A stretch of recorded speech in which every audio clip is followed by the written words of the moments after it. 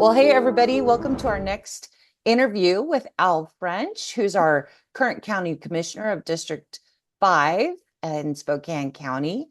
And he is running again for this race. So, welcome today, Al. Appreciate you being here. Yes, thank you for the opportunity. Yeah. So, Al, tell us a little bit about yourself, your background, and why you are running for this position again.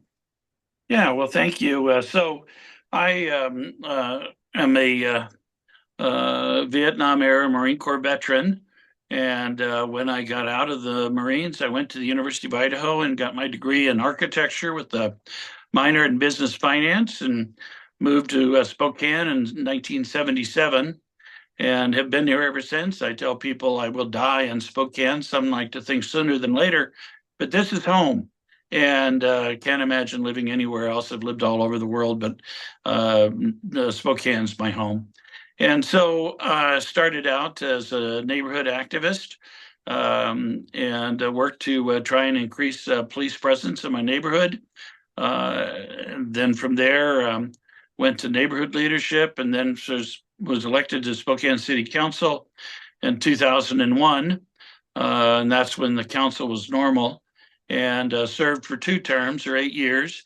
Got term limited off in 2009 and ran for county commissioner and unseated the incumbent in 2010. And I've had the honor and privilege of serving the community for the last 14 years. And this will be my last term and will work to achieve a couple items that I still have on my bucket list. So I serve on uh, boards and commissions from the local level to the regional level to the state level, and just returned from Southern California for the National American Public Transportation Association annual meeting.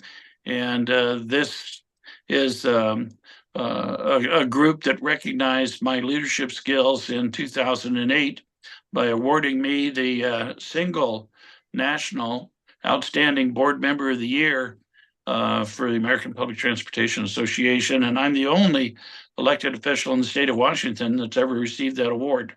So I take a great deal of pride in that. So that's my focus is number one priority, public safety. I'm the only candidate in this race that's actually a graduate of the Citizens Police Academy. I've been through firefighting training. I'm actually a certified trainer with FEMA and community emergency response. So I not only talk the talk, I walk the walk, and I'm fully invested into trying to keep my citizens safe. And I'm the only one endorsed by current Sheriff Knowles, previous Sheriff Ozzie Knezovich, and the Deputy Sheriff's Association. And those are the brave men and women out on the front line every day and every night trying to keep us safe. And they've endorsed my race because they know my commitment to make sure they've got all the tools they need to keep us safe. They also know that I'm not going to defund the police like my opponent wants to do. Uh, so, uh, and then in my real life, I'm an architect and real estate consultant, and I've been the lead on bringing over 6,500 new jobs to the West Plains. I would much rather give somebody a paycheck than a welfare check, but to do that, you got to have a job, and that's what I do: is attract new businesses here, over $3.5 billion worth of new construction, and then I also, in terms of trying to keep you and your family safe, I want to keep your wallet safe. Yeah. So I haven't increased property taxes in the last 2 years. I've pledged not to increase taxes next year. You're not getting any help from the state. You're not getting any help from the feds, but you get it from me in terms of trying to protect your financial resources and make sure they stay in your pocket and not in government. So that's kind of a real brief summary of who I am and why I'm running. Yeah, we appreciate that, Al. Those are such important items for all of us right now. Public crime, inflation, what's happening with, skyrocketing costs and everything. So appreciate you touching on that. So why should citizens vote for you over your opponent in this race? I know you named a few, but I want to give you some more opportunity. Well, quite frankly, I've got a track record of success, and every one of my promises I've made to the voters, I've kept, and including, living within our financial means. We are smarter today than we were when I first joined the county. When I first joined the county, we actually had to borrow money to make payroll a Mm. number of times during the year. Now we are not only financially sound, but we've got the highest credit rating of any county our size in the state. Wow. And that's because of my conservative approach to business, finances, and protecting your tax dollars, and also eliminating stupid stuff we do for no apparent reason, and making county government work better for you, to get full value out of your tax dollars that you do give to the county. So, um, you know, a strong economy provides the revenue to allow us to live off of the economy as opposed to living off your wallet, and that's why we haven't been in a position to raise property taxes for the last couple of years, because we have a strong economy. We're attracting new businesses. This year alone, I've got another 400 to 500 new jobs coming to Spokane County, and these are good paying jobs. These are above minimum wage by a substantial margin, and they're the kind of salaries and the kind of jobs that you can actually go out and buy a home and raise a family and experience the American dream. And I take a great deal of pride in that. My opponent has never brought a job to this community, never balanced a $1 billion budget before. In fact, I'm not sure who in her household balances their own personal checkbook, but that's what I've done for a number of state agencies as well as the county. And I'm the only county commissioner in the state of Washington that sits on all three transportation boards. I sit on the County Road Administration Board, the Freight Mobility Strategic Investment Board, and the Transportation Improvement Board. The only county commissioner that sits on all three. And I'm selected to do that by county commissioners from across the state that recognize my expertise and my skill set in finding solutions. Unlike my opponent, who every time she meets a challenge wants to create a moratorium, I want to create a solution. I want to bring success to the county, and that's what I do. That's my track record. That's my history, and I want to continue to do that for the next 4 years. Yes, we want you to as continue that as well. And Al, I wanted to point out too, for the people listening, your race is critical in our county because it will determine if the conservative maintains the majority or we lose that majority to a more progressive left-leaning member. So do you want to talk about the impact that that could have as well? Well, it's no secret that Lisa Brown wants to control the world, and her and her left-leaning city council members are now financially underwater by the tune of $50 million. Well, the county is sitting on $115 million in reserves, and she would love to be able to get on her hands on those monies to solve the city's problems. And I'm the one standing in her way. My other two seat mates that are Democrats are all beholding to Lisa Brown, Mm. and they are her soldiers. And all she needs is one more soldier here, and my opponent represents that third soldier that will give her complete control over your taxpayer dollars, Yeah. complete control over policies that have made the city of Spokane Eastern Seattle.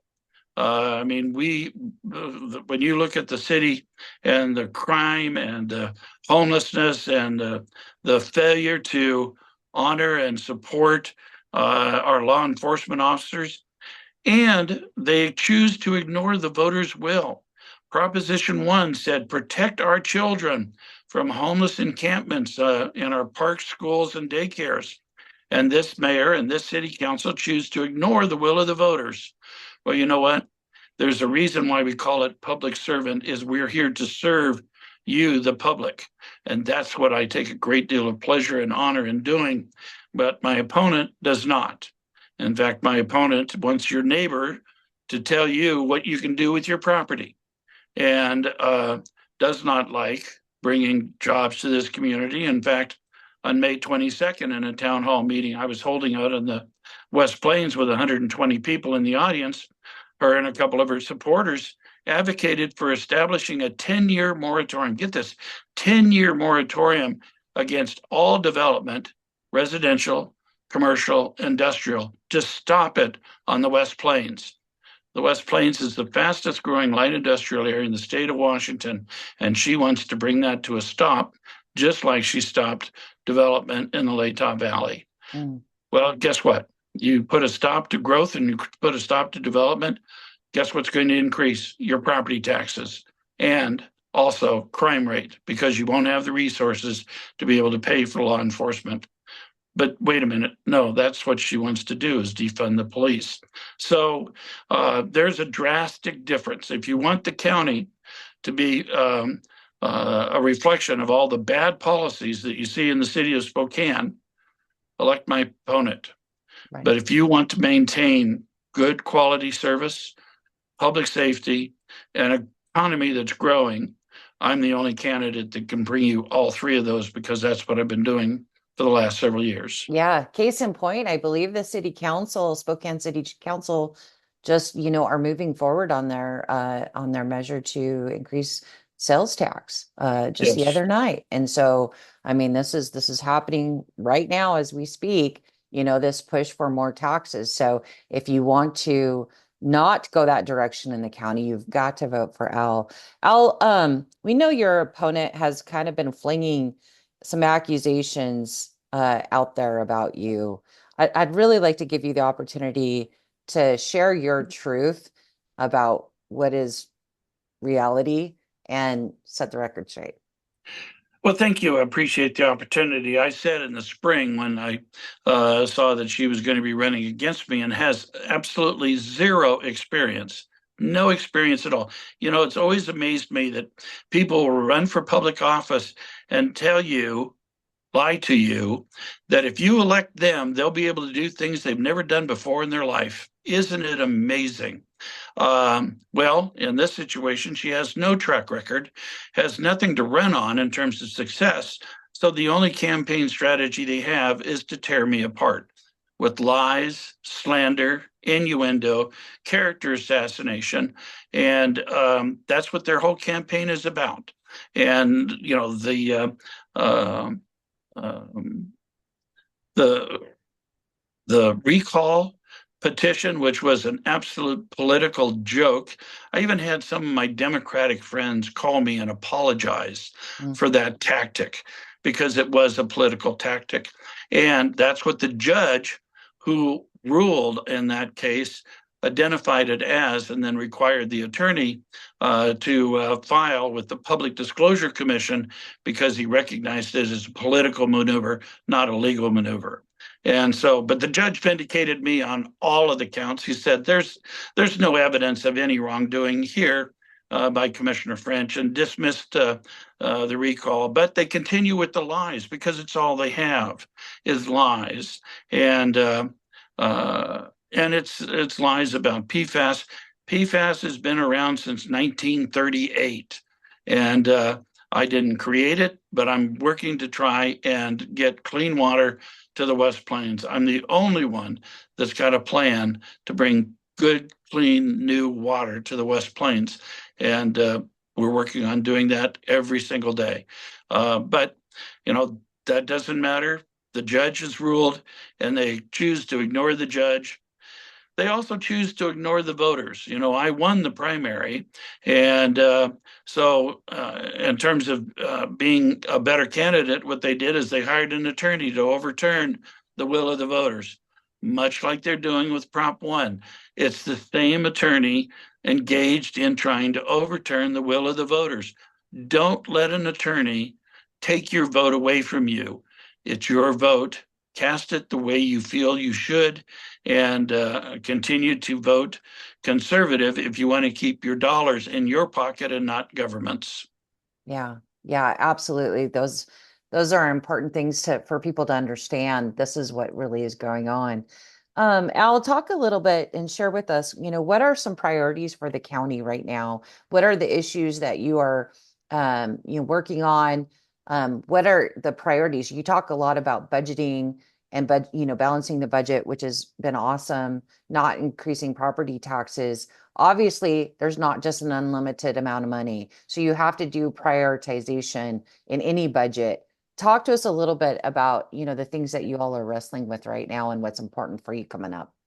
Well, there's a number of challenges that we'll have to deal with in this budget. Many of them created, quite frankly, by the state legislature and by the state Supreme Court. For instance, um, right now our public defenders and our prosecuting attorneys work under caseload standards, meaning they can only have so many cases at one time, regardless of how efficient or effective they are.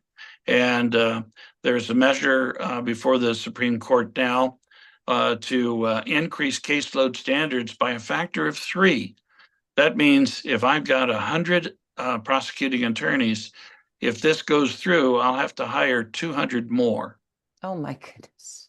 200 more. And who pays for that? We do at the local level, not the state. So the state creates what's called unfunded mandates and then expect us to find a way to fund it. And so the state association that I sit on the board for, the Washington State Association of Counties, we have litigation in the courts right now to try and stop this. So that's just one factor that we're going to have to deal with in this upcoming budget, as well as, we're in fact impacted by inflationary cost, just like everybody else, but we try and address those through a growing economy, which we've enjoyed, and becoming very efficient. We have doubled the population in the last probably 30 years, but we have fewer employees today than we did 30 years ago. Hmm. It's because we work smarter. We prioritize how we do our job, and then use technology and better management to try and accomplish the things with fewer people and less resources. It's interesting, and I did want to comment on the public safety levy that the city of Spokane is putting forward. Basically what they're asking you to do is pay more in taxes and get less in public service and public safety. The mayor has already said she's going to cut the budget for the police by $9.4 million. And yet this ballot measure will only raise 5.8. And she said, I'm not going to use any of the money to backfill. So that means you're going to pay more in taxes and get less in police protection than you have right now. And and this tax goes on forever. There's no sunset clause. There's no termination date. This tax will exist forever. So regardless of what the financial situation is for the city, it's just new money for them to spend and waste on bad policy. Right. Obviously, I'm not supporting it, and nobody that I know is supporting it because it's poorly crafted. And why should we pay more for less? Right. And just like you at the county, you have to juggle the demands of a budget, as well as the city does. But you Right. are finding the ways to prioritize your funding and the monies to help crime, right? So talk a little Yep. bit, and in lieu of other things, and in lieu of having to, put out more sales tax, increase taxes on our constituents. Al, what kind of things are you all doing at the county to help with the public crime issues and public safety? We've given not only more financial resources to the sheriff so that he can have a full complement of sheriff deputies out on the street, but we've also funded a number of resources that help make their job more efficient, make them more efficient. Like we've got a new crime center, data center that has cameras all over the county that can monitor crime. We're buying a new helicopter so that they can do pursuits in the air as opposed to in their cars on the street. Not only put themselves at risk, but also put the public at risk with this helicopter, and that will eliminate the need for those on-street pursuits. We also, and I'm very proud of this as part of the leadership here at the county, we've constructed a new small arms firing range out in the West Plains. This is in partnership with Fairchild Air Force Base, and it's the first of its kind in the country. We actually had to get legislation changed at the national level to make this partnership possible. But now our airmen and women at Fairchild, as well as our law enforcement officers here at the county, have an indoor firing range that's state of the art where they can improve their skills without having to put themselves at risk. So, very proud of that facility and what it'll mean for our law enforcement officers out on the street. That's awesome. That's awesome. Any final comments, Al, that you'd like to make to our constituents? Yeah, the county is in very good shape and heading in the right direction. But if I'm not successful in this election, all of that changes, and the nightmare that we know in the downtown city of Spokane will become the nightmare in your backyard. And it's not a secret that Lisa Brown is trying to locate homeless shelters throughout the county. Fortunately, we caught her at Medical Lake and Pine Lodge before that got too far. Then she turned around and tried to do the same thing in Chief Gary Neighborhood Park. Unfortunately, we weren't there soon enough to protect West Hills, but we're not going to allow that kind of conduct to happen in the county, assuming that I stay in office. Now, if I'm not in office, the one person that did not show up to protect Medical Lake was my opponent, because she's a soldier for Lisa Brown. So if you like what Lisa Brown is doing to the city of Spokane and you want to see her do it to the county, I'm not the person. If you want to keep going in the right direction, I'm your person, and I'll fight for you every day, every night. Yeah, we appreciate that, Al, and that's why you are Spokane GOP's endorsed candidate, and we greatly want to do what we can to help you, maintain that seat and stay in there and keep these conservative constitutional values at the forefront of what's going on at the county. Where can people go to engage with you and your campaign and support and donate to your cause, Al? Yeah, so my website is www.alfrench.com. They made it easy for me to remember. And you can go on and learn more about me, my past, contribute to the campaign. If you're financially not in a position to contribute, you can volunteer. We've got a lot of activities as we close out this campaign. Plenty of room for volunteers to contribute your time and your value and your thoughts. So we've made it very easy for you to be part of the winning campaign. Yes, for sure. And we'll say go to alfrench.com. You can also go to SpokaneGOP.com to find more a link to Al's website as well, since he is our endorsed candidate for this position. And we will also say, come out and doorbell with us. Help us to get Al reelected. It really is a huge, huge campaign, huge seat that we need to maintain in our county. And we're out there on Saturdays and Mondays. So you can find the link to sign up at our website as well as go to Al. So Al, again, thank you for being a public servant for all these years. Thank you for fighting the good fight. Thank you for running again. This is a critical seat, this election. And we really appreciate you spending time with us today to help voters, get to know you better. And we are out there helping to doorbell and helping do everything we can to get you reelected. Thank you very much. Thank you for all you do. And just remember that when you vote, vote right. That's right. And ballots drop. Ballots drop next week, around Yes. the 10th of October. So, and we've got our rack cards out there about vote yes, pay less on the initiatives. Don't be confused by the language on the ballots. It's a bit confusing. baseline is you vote yes on those and you pay less. And then on the other side, we've got all our endorsed candidates, including Al on there. So make sure to vote right, right? That's right. All right. Thanks, Al. Take care. You bet. Bye bye.